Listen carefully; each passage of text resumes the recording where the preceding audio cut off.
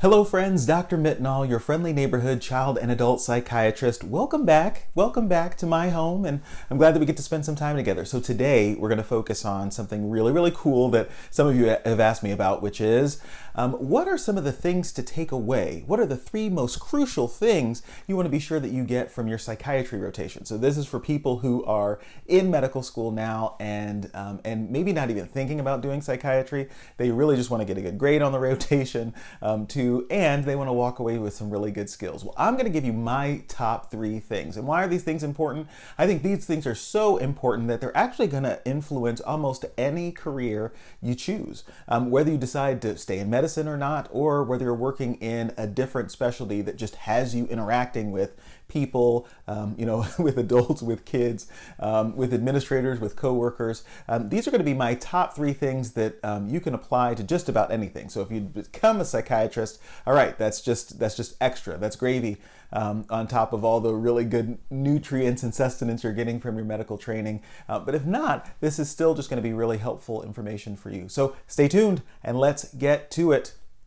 So one of the top things to get from your psychiatry rotation is watching, observing, learning how the people that you're around and your team and you're attending work with unexpected things, right? When things show up or people tell you things that you really don't expect to hear. Now, most of your life, you've probably done a really great job of nodding appropriately when people tell you really kind and gracious things, or when they're telling their story, and maybe the story is taking a little bit of time, but you probably know what the game face is for being, kind and cognizant of what's going on and trying to be helpful and responsive. Well, in psychiatry, often we can experience, not often, I shouldn't say often, but often enough that we experience sometimes some really interesting and unpredictable things, especially if you're working on the hospital side. So most of you know that I spend most of my days as an outpatient child and adolescent psychiatrist, but I do spend some time in the hospital as well. And so those stories are always rich with really great things in terms of helping people to gain recovery and strength,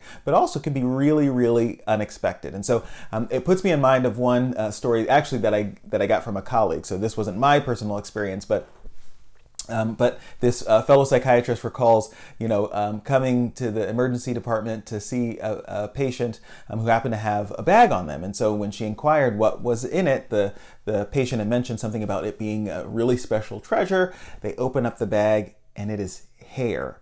Now, it was unclear to this psychiatrist what type of hair, what was it from? Was it from an animal or human? But you can imagine that is one of those situations that of all of the things that you've prepared for in your life, that is not one that you expect. And so watching, observing, what are their patterns for how they approach the things that are really unexpected and that you have no preparation for. Because here's the thing, if you're a surgeon, if you are, if you're a primary care physician, you're going to hear things, you're going to hear stories, and people are going to be relating things to you.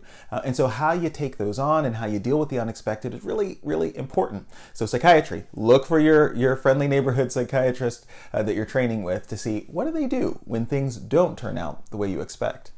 The second thing to pay really close attention to is how psychiatrists or psychiatry residents are building rapport with patients. I think we all, got into this, and most of our essays have something about, our humanitarian desire to really be with people where they are, be with them at their hardest time, be with them, and sometimes hear things that no one else in their lives have heard them say. And so I think one of the things that you get really good at in psychiatry, because you're often, trying to both be heard by a person and help them to see some of maybe their problematic thinking that might be making them kind of fall short of their own personal goals, or talking to them about their plan for recovery. And so we spend a lot of time really building the relationship, and that's the foundation of how we connect and how we're able to help people. So that's a really important skill to pay attention in as well. How they greet the patient. What do they use first or last names? How they ask maybe questions that seem completely irrelevant to actually having a diagnosis, but one that you notice they use and leverage or return to in order to really help the patient feel understood and heard. So you definitely want to pick up on those tips as well. All right, and the third most important thing is to think about and maybe to ask your residents and attendings what they do for their own wellness. Okay, so again, psychiatry is a field where we spend a lot of time thinking about and reading about, what troubles people, but also how people get well and feel better. And so, of course, you would imagine that, psychiatry residents are also applying the good stuff that they learn to their own lives. Now, of course, we're all humans, doctors, we are notoriously bad sometimes at taking our own advice or putting some of the things that we recommend into practice. However, I think one of the later articles that we'll talk about on the channel too are some of the features and some of the rankings for the highest and happiest workers in residency, right? So, and I think often it's not uncommon that psychiatry makes kind of the top 3 of the list, and I think the most recent one actually has us in at number 3. So. It's worth it. It's worth it. Talk to your attending. What do they do in the morning? If they don't mind sharing those kind of things. Again, you can ask about the criterion for post-traumatic stress disorder and how that differs from other specified trauma and stressor related disorder. Okay, those are going to be important. Those will be on the test, but. Also ask them, what's their process for the morning? How do they come in, hopeful? How do they help find and strike a balance between that maybe their family life and the things that they're really interested in, and then also their work life and trying to keep that in balance.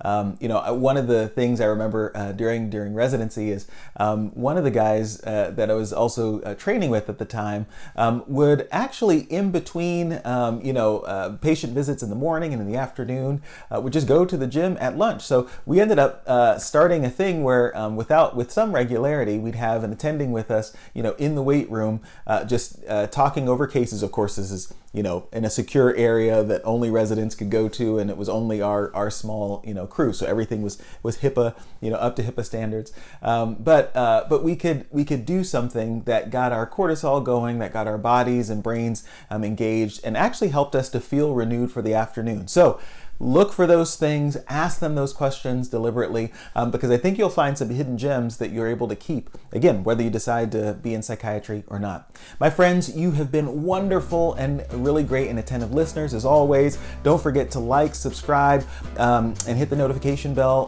below. That allows us to grow and hopefully reach other people with this really great information.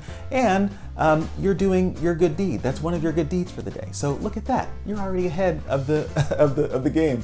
All right, my friends, as always, take good care and please be well.